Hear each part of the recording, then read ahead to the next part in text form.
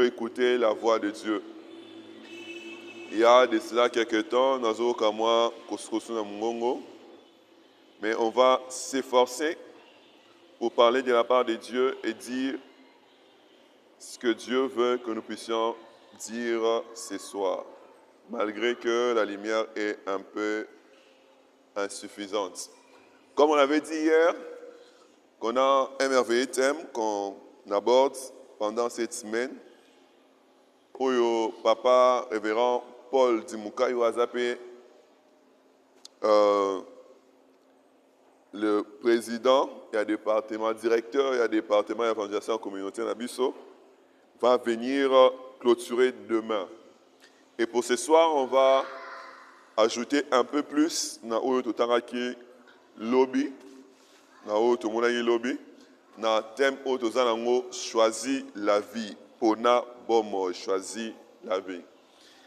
Na Kondimaete, nous allons faire le bon choix en choisissant la vie qui vient de la part de Dieu, parce que même l'essentiel de la vie est constitué d'un choix au Tosalaka.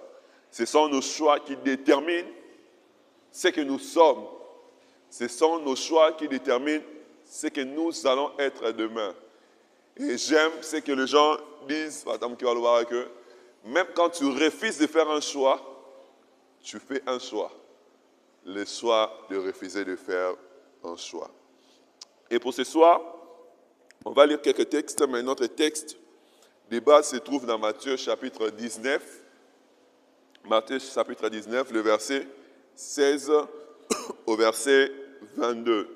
Matthieu chapitre 19, le verset 16 au verset 22, pour ceux qui écrivent. Je vais lire les textes dans le Nouveau Testament. Matthieu 19, le verset 16 au verset 22. Matthieu 19, le verset 16 au verset 22. C'est une histoire assez connue de la Bible. Là, lui a dit ceci. Et voici un homme s'approcha et dit à Jésus, Maître, que dois-je faire de bon pour avoir la vie éternelle? Maître, que dois-je faire de bon pour avoir la vie éternelle? Verset 17, il lui répondit, pourquoi m'interroges-tu sur ce qui est bon? Un seul est le bon. Si tu veux entrer dans la vie, observe le commandement. Lequel lui dit-il? Et Jésus répondit, tu ne tueras point, tu ne commettras point d'adultère, tu ne déroberas point, tu ne diras point de faux témoignages, honore ton père et ta mère, et tu aimeras ton prochain comme toi-même. Verset 20. Le jeune homme lui dit, j'ai observé toutes ces choses. Que me manque-t-il encore? Verset 21, Jésus lui dit, si tu veux être parfait, va, vends ce que tu possèdes, donne-le aux pauvres, et tu auras un trésor dans le ciel, puis viens et suis-moi. Si tu veux être parfait, va, vends ce que tu possèdes, donne-le aux pauvres, et tu auras un trésor dans le ciel, puis viens et suis-moi. Après avoir entendu ces paroles, le jeune homme s'en alla tout triste, car il avait de grands biens. Amen.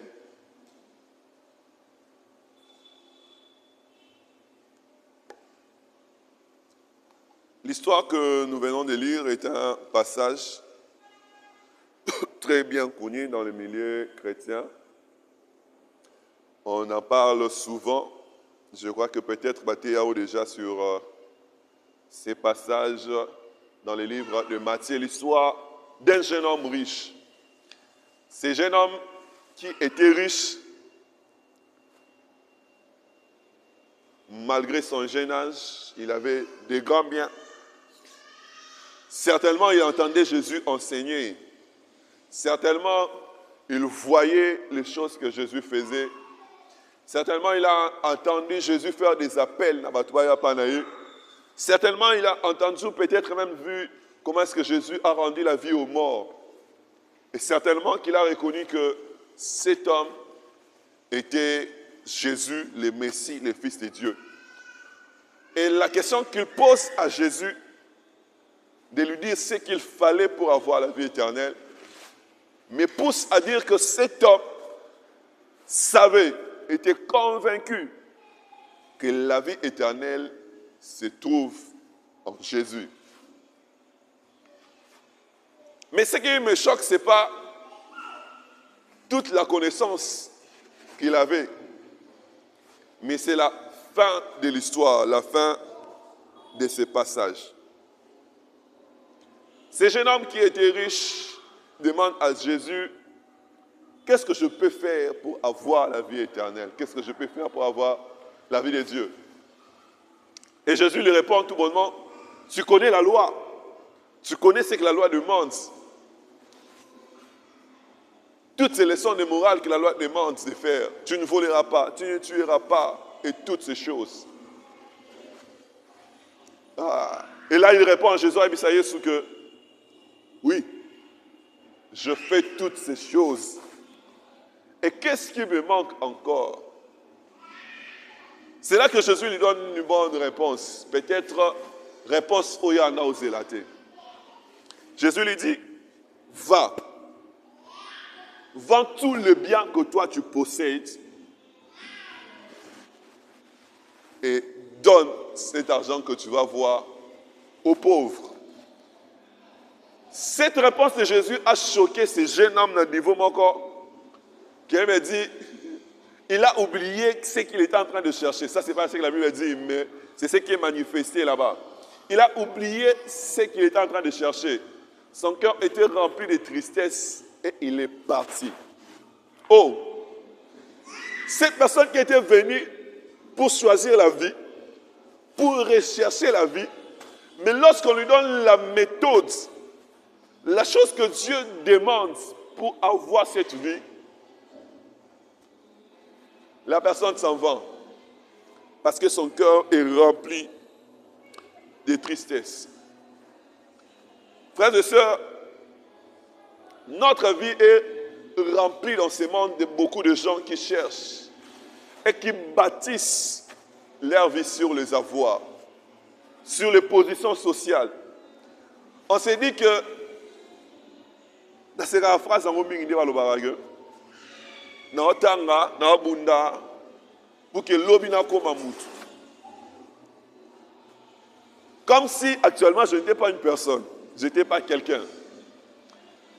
Puisque lorsqu'on dit que je vais devenir quelqu'un dans l'avenir, on a une image qui nous revient dans la tête. C'est l'image d'une personne qui a une certaine position sociale, qui a une certaine considération dans la société.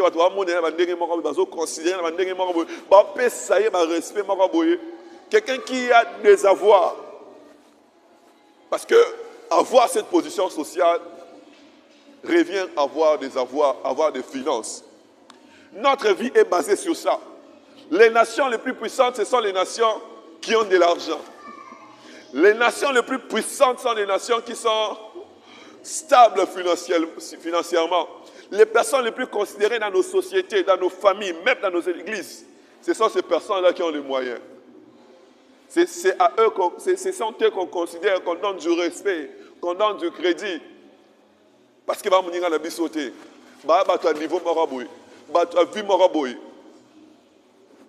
j'ai ri quand notre pasteur nous a dit le dimanche que aux États-Unis, il y a d'autres personnes qui pensaient que les États-Unis n'est pas là. Parce qu'il y a dans notre monde de gens qui considèrent que vivre l'eau la les années aux anambo, aux la position sociale, aux la statut social. Mais est-ce vraiment ça ou à ça que Dieu nous appelle? Est-ce ça, la vie de Dieu. Si on étudie cet homme, ce jeune homme, on va voir certaines caractéristiques de Nakatsamutwana. Ce jeune homme était une personne qui respectait toute la loi. Parce que lorsque Jésus lui dit, va, est-ce que tu respectes, tu connais la loi? Respecte le commandement de Dieu, tu aimeras, tu honoreras, tu ne voleras pas et tout ce que nous savons. Il a dit qu'il respecte toutes ces choses. D'emblée, c'est bon de dire que la vie que nous cherchons en Dieu, c'est au-delà même de la bonne moralité. Notre vie en Christ, il y a SMT, il y a éducation civique et moralité. C'est au-delà de toutes ces choses. C'est au-delà de tu ne voleras pas, tu ne tueras pas au nom de ton père et ta mère. Ce sont de bonnes choses. Mais il y a encore un autre palier que nous devons franchir. Il y avait une moralité impeccable. Une personne qui connaissait la loi de Dieu. C'était une personne qui ne manquait pas de choses essentielles pour la moute. Le matériel, c'était important. Il avait ça. Il avait tous ses avoirs. Friqué, saute au rôle. Dans la position, dans la moyenne. Mais est-ce que ça, c'est l'essentiel de tout ce que nous devons avoir? Est-ce ça l'essentiel de ce qui doit définir notre vie sur la terre?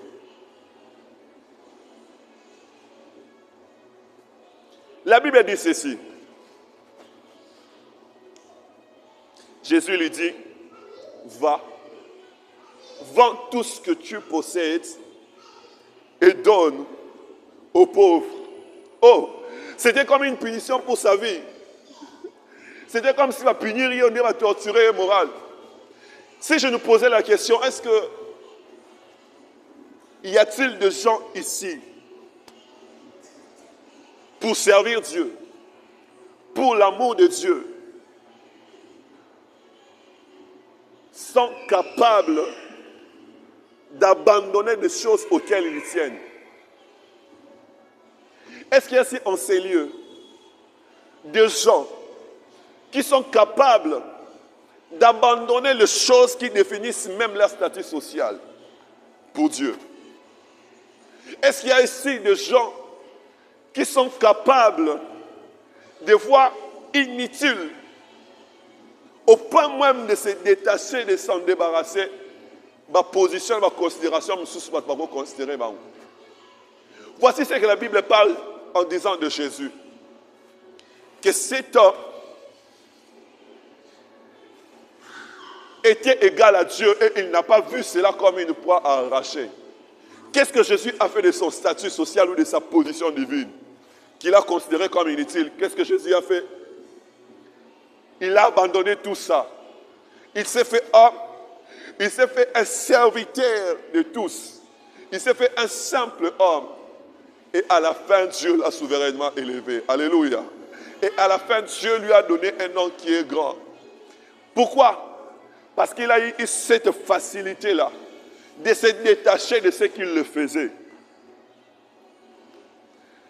Et la Bible même parle plus loin en disant que lui, des riches qu'il était, il s'est fait pauvre pour enrichir plusieurs personnes. Pour enrichir plusieurs. C'est pourquoi même Jésus va dire plus loin, il va dire que n'ayez pas vos trésors, n'ayez pas vos richesses sur la terre, là où il y a la ruine, là où il y a la teigne, là où il y aurait bébara la moukili. En fait, l'exhortation de ce soir que je vais nous dire, nous prêcher à nous l'église, c'est qu'on doit cesser d'être ces personnes qui vont fonder vie dans le statut social. On doit cesser d'être des personnes qui considèrent autre chose plus que Dieu. L'amour de l'argent, c'est la racine de tout mot. En fait, même, ça conduit même à une certaine forme d'idolâtrie. Ça conduit même à une certaine forme d'idolâtrie. C'est pourquoi Jésus va dire une fois, choisissez si vous voulez servir Dieu ou si vous voulez servir maman, les dieux de l'argent. Mais sans s'en rendre compte, le monde aujourd'hui, voire même l'Église, est rempli de ces gens qui se font des serviteurs de l'argent. Au lieu d'être des serviteurs de Dieu, au lieu d'être des enfants de Dieu, ils sont des serviteurs de l'argent.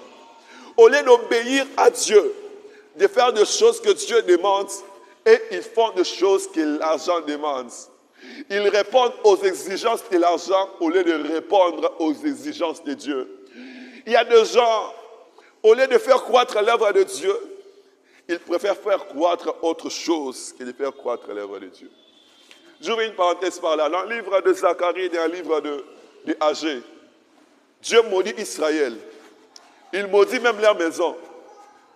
Pourquoi est-ce que Dieu les maudit?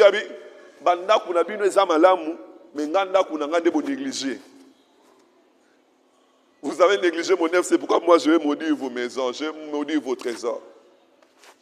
Bien-aimés, ne prenons pas le risque de négliger Dieu. Ne prenons pas le risque de basculer et de prendre pour Dieu autre chose. Le Dieu de ce monde, c'est devenu l'argent. Le Dieu de ce monde, c'est devenu le succès. Le Dieu de ce monde, c'est devenu le travail. Le Dieu de ce monde, c'est devenu les études. Est-ce que Dieu est contre ces choses? Non. On a parlé hier, on a dit que Jacob était béni par Dieu et la bénédiction de Dieu l'a enrichi. Que Isaac avait la bénédiction de Dieu et Dieu l'avait enrichi. Je ne parle pas du fait de s'enrichir, mais je parle plutôt du fait d'avoir le cœur qui se détache de la richesse de la terre.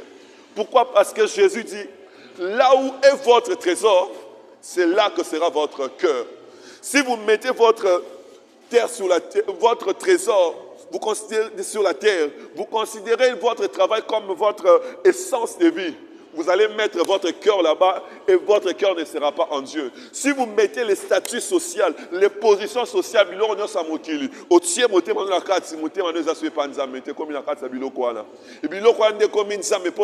et tu te fais ennemi de Dieu. Mais la volonté de Dieu est que nous puissions être à ces gens qui ont leur trésor dans le ciel, qui ont leur trésor dans Dieu, aimant Dieu plus que toute autre chose, pouvant se séparer des autres choses pour s'attacher à Dieu, pouvant rejeter les autres choses pour le bénéfice de Dieu. Je me souviens de cet homme de Moïse, pendant qu'il était en train de paître ses brebis. Dieu l'a appelé, il a abandonné toutes ces choses pour suivre Dieu. Je me souviens d'Abraham, il était assis tranquille. Na papa naye.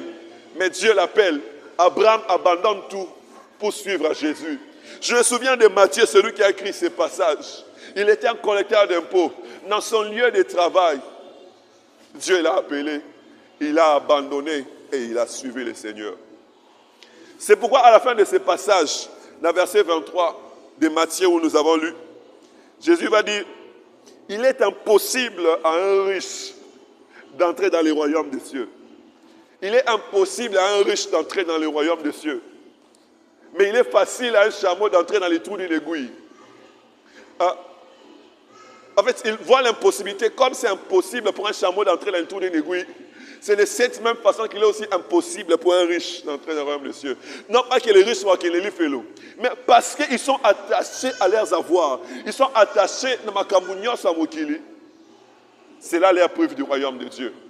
Souvenez-vous de la femme de Lot. Pendant qu'il sortait de Sodome et Gomorrhe, pendant que Dieu détruisait les deux villes, vous savez qu'est-ce qui s'est passé? Pendant que Bobima. Mais la femme de Lot est sortie, son corps était sorti, mais tout son intérieur n'était pas dans la sortie, était resté dans Gomorrhe. C'est pourquoi il était resté statue figé.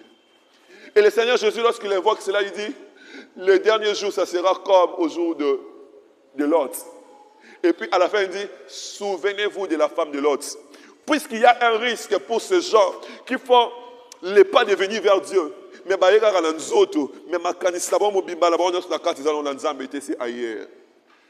il risque de se retrouver entre deux et d'être là figé, de perdre le salut de Dieu.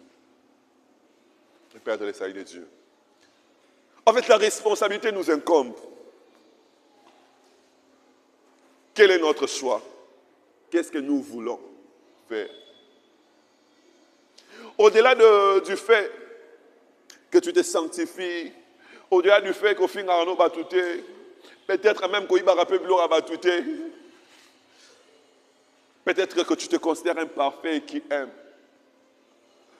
la loi de Dieu. Mais il te reste encore cette autre chose à faire.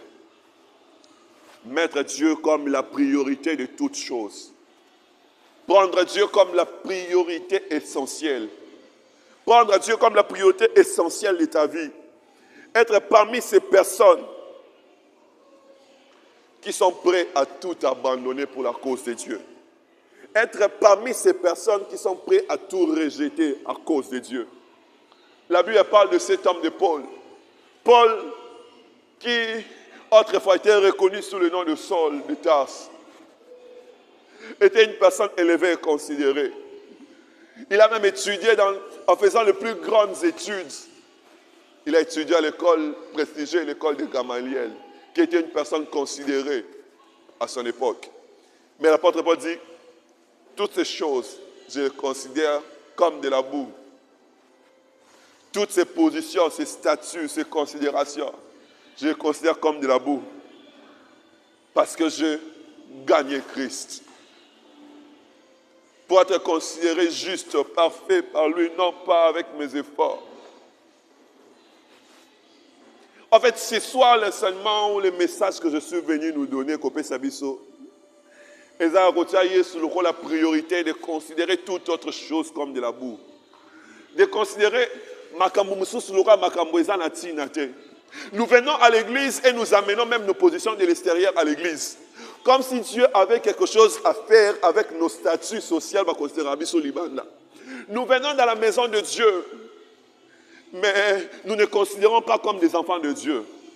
Nous ne considérons pas comme des adorateurs de Dieu. Nous considérons comme des boss. Ah, on a mon frère préféré Nzambe dans la carte église. Mais si on s'est considéré comme étant des serviteurs de Dieu, des enfants de Dieu, des adorateurs de Dieu, des esclaves de Dieu, les peuples de Dieu. Au bout de ce séminaire, on va sûrement nous demander de l'argent. On a une contribution qu'on nous a demandé pour toper ça dimanche. Il y a des récoltes qui vont se faire.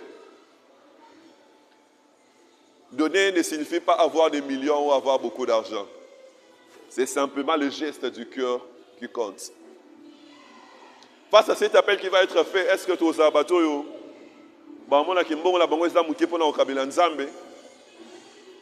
bien tu as la veuve ou ya sarepta tu même na muke na biso to pesi pour na musala nzambe. C'est alors que vous allez comprendre pourquoi est-ce que Jésus a répété plusieurs fois que la bonne nouvelle est annoncée aux pauvres. Annoncer la bonne nouvelle aux pauvres. Heureux les pauvres en esprit. Parce que ces pauvres-là dont il parle, ce sont des gens qui considèrent que bana bango na richesse ya mukila ate. Na mukila mi mona lokola bazana monga ba étranger. Ba mona nyoso tu na mukila on dirait za pamba. Et c'est pourquoi ils sont heureux que bayeba ke nzamba bengi bango, bayeba ke bazaba na nzambe, ça leur fait une joie et sont prêts à abandonner toute autre chose parce qu'ils considèrent comme s'ils n'ont rien et à embrasser la voix de Dieu. Voilà pourquoi même la bonne nouvelle n'est pas prêchée aux riches. Parce qu'ils sont des gens sourds de l'oreille. Ils ne sont pas prêts à se séparer de leurs richesses. Ils ne sont pas prêts à se séparer de Makamnabango. En fait, j'aimerais nous donner cette exhortation, ce message ce soir. De se détacher de certaines choses qui sont comme une gloire, une certaine position, une certaine statue pour nous. Et qui pourront nous empêcher, comme ça a empêché ces jeunes hommes, d'avoir la vie de Dieu. Dieu veut que nous puissions avoir la vie. Dieu veut que nous puissions avoir la vie, que nous puissions vivre. Mais la vie dépend de choix au Sala. Si nous choisissons de servir le monde ou nous choisissons de servir Dieu. N'est-ce pas que l'apôtre Jean dit que l'amour du monde, c'est la haine contre Dieu, c'est l'inimitié contre Dieu. En fait, c'est lui qui choisit d'aimer le monde, d'aimer les choses du monde, d'aimer tout ce qu'il peut trouver sur la terre. Il s'est fait un ennemi de Dieu. Et Jésus dit, celui qui veut garder sa vie, il la perdra. Celui qui veut protéger sa vie, il la perdra. Mais celui qui veut vivre doit accepter de mourir, doit accepter de perdre. Il y a des gens qui ne sont peut-être pas en richesse d'argent, mais peut-être en richesse de certains péchés qu'ils doivent abandonner. Il y a des gens qui sont peut-être en richesse de leur statut social. Ils sont enfermés dans la prison de leur travail. Enfermés dans la prison, il y a égoïsme na bango. Enfermés dans la position, il y a la prison l'olendo na bango. Il y a la considération ya bango moko sur bango moko et qui les empêche de voir la gloire de Dieu. Mais ce soir, Dieu nous appelle à poser un acte, à prendre une décision, celle de tout abandonner et de venir à Dieu. Ne soyons pas comme ce jeune homme qui est reparti triste. Ne soyons pas comme ce jeune homme parce qu'il n'a pas voulu se détacher de certaines choses et qui est rentré triste sans avoir obtenu la vie qu'il voulait en réalité chercher. Mais soyons de ce nombre de gens qui ce soir vont prendre la décision de tout abandonner pour suivre le Seigneur. De tout abandonner, de tout rejeter pour suivre l'Éternel.